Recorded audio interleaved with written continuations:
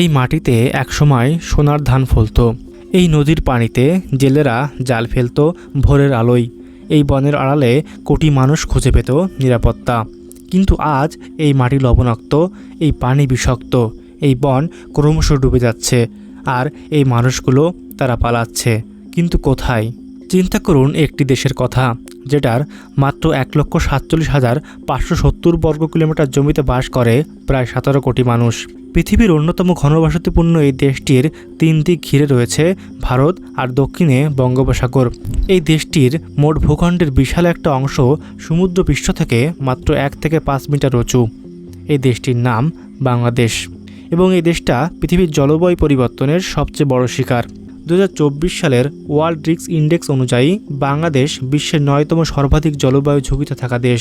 অথচ বৈশ্বিক greenhouse gas নির্গমনে বাংলাদেশের অবদান মাত্র 0.3%। সহজ ভাষায় বললে এই দেশটা আগুন লাগায়নি, কিন্তু সবচেয়ে বেশি পুড়ছে। বাংলাদেশের উপকূলীয় অঞ্চলে আসলে একটা নয়, 5টি বিপদ একসাথে কাজ করছে। আসুন একটি একটি করে বুঝি। বিপদ 1, সমুদ্রপৃষ্ঠের উচ্চতা বৃদ্ধি। আইপিসিসি এর ষষ্ঠ মূল্যায়ন রিপোর্ট 2023 বলছে সমুদ্রপৃষ্ঠ প্রতি বছর গড়ে 3.8 মিলিমিটার করে বাড়ছে, কিন্তু বঙ্গোপসাগরে এই হার আরও বেশি।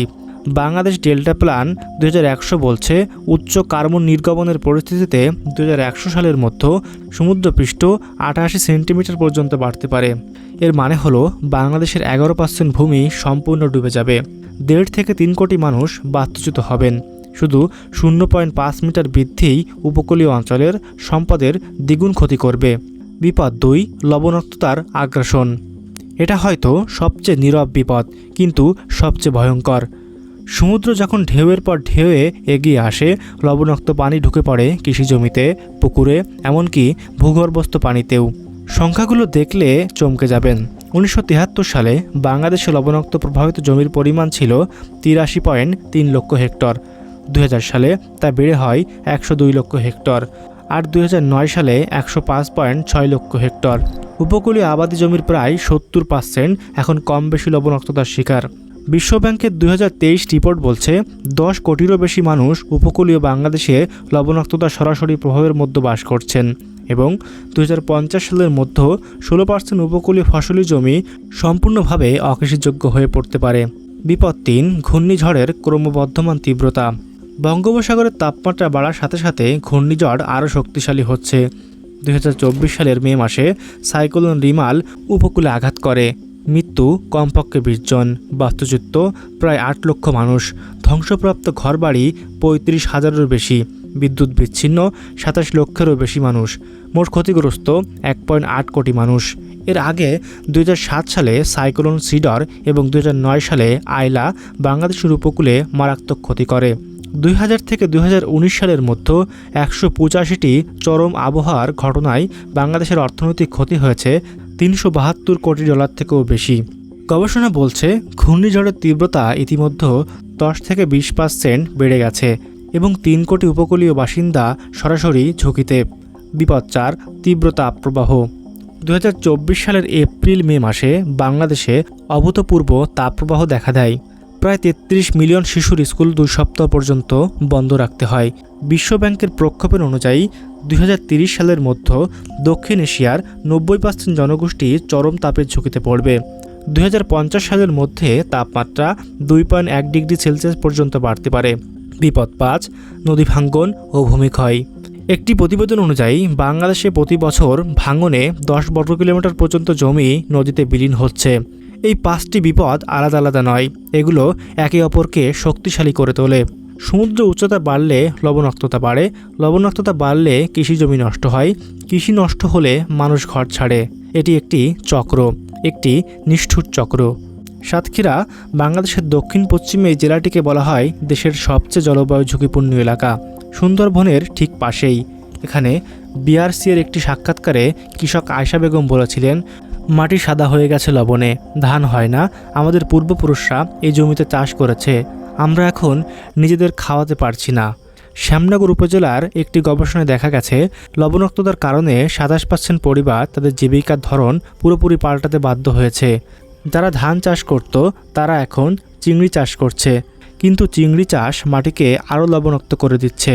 সুন্দরবন অঞ্চলের কথাই ধরুন, এখানে মানুষ বাঁচতে মাছ ধরে, মধু সংগ্রহ করে, কাঠ কাটে, কিন্তু এখন সমুদ্রের জলস্তর বৃদ্ধিতে বনের অনেক অংশ ডুবে যাচ্ছে।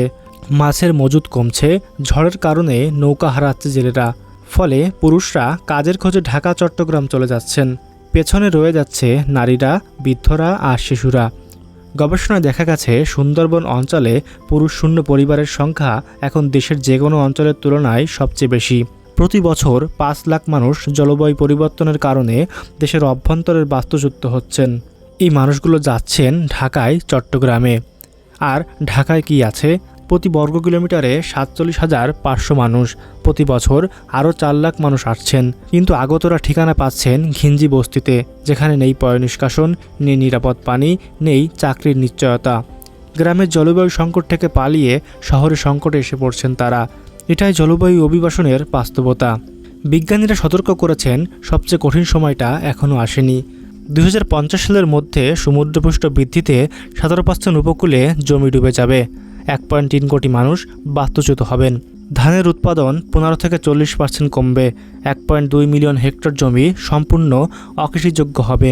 2090 থেকে 2100 সালের মধ্যে গড় তাপমাত্রা 3 থেকে 2 ডিগ্রি সেলসিয়াস পর্যন্ত বাড়তে পারে। ঝড় জলোচ্ছ্বাস 1.9 মিটার পর্যন্ত উঁচু হতে পারে। কোটি কোটি মানুষের বাসস্থান ও জীবিকা সম্পূর্ণ বিপন্ন হবে। যদি সরকারি উদ্যোগের কথা বলি, বাংলাদেশ ডেল্টা প্ল্যান 2018 সালে চালু হওয়া এই মহাপরিকল্পনা দীর্ঘমেয়াদে সমুদ্র উচ্চতা বৃদ্ধি মোকাবেলায় সামগ্রিক কাঠামো তৈরি করছে। উপকূলীয় বাঁধ ও পোল্ডার নির্মাণ, হাজার হাজার কিলোমিটার বাঁধ নির্মাণ ও সংস্কার করা হচ্ছে লবণাক্ত পানির অনুপ্রবেশ ঠেকাতে। সাইক্লোন শেল্টার ও আর্লি ওয়ার্নিং সিস্টেম বাংলাদেশের এই ক্ষেত্রে বিশ্বের অন্যতম সেরা উদাহরণ। 1970 সালের ঘূর্ণিঝড়ে মারা গিয়েছিল 5 লক্ষ মানুষ, আর এখন একই তীব্রতার ঘূর্ণিঝড়ে মৃত্যু কয়েকশোতে নেমে এসেছে, কারণ আর্লি ওয়ার্নিং সিস্টেম ও সাইক্লোন শেল্টার। লবণাক্ত সহিষ্ণু ফসলের জাত ইতিমধ্যে উদ্ভাবন করা হয়েছে। ইতিমধ্যে কয়েকটি লবণাক্ত পরিবেশে উপযোগী ধানের জাত উদ্ভাবন করেছে।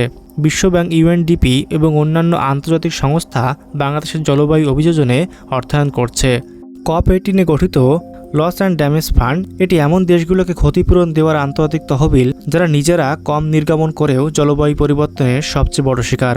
বাংলাদেশ এই তহবিলের অন্যতম প্রধান দাবিদার।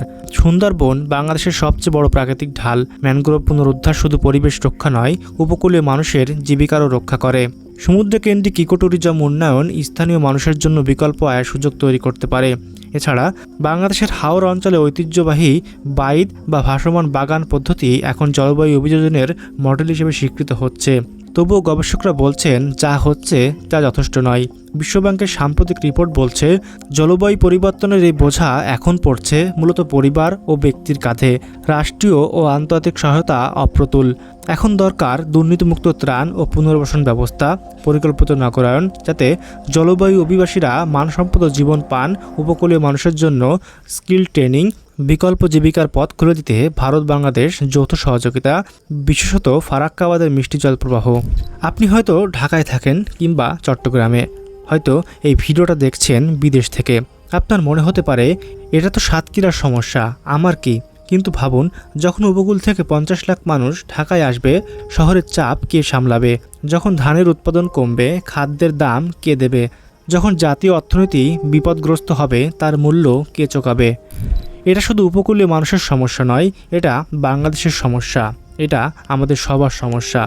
বাংলাদেশ ডুবে যাচ্ছে না, বাংলাদেশের মানুষ লড়াই করছে। সেই কৃষক যে লবণাক্ত জমিতে নতুন ফসলের বীজ বোনে, সেই নারী যে ঘূর্ণিঝড়ের রাতে একা সন্তান আগলে রাখে, সেই যুবক যে ঢাকায় বস্তি থেকেও স্বপ্ন দেখে। এই দেশের মানুষ সহজে হার মানে না, কিন্তু লড়াই একা লড়ার নয়। এই লড়াই আমাদের সকলের। প্রশ্ন একটাই, আমরা কি সময় মতো পাশে দাঁড়াতে পারবো?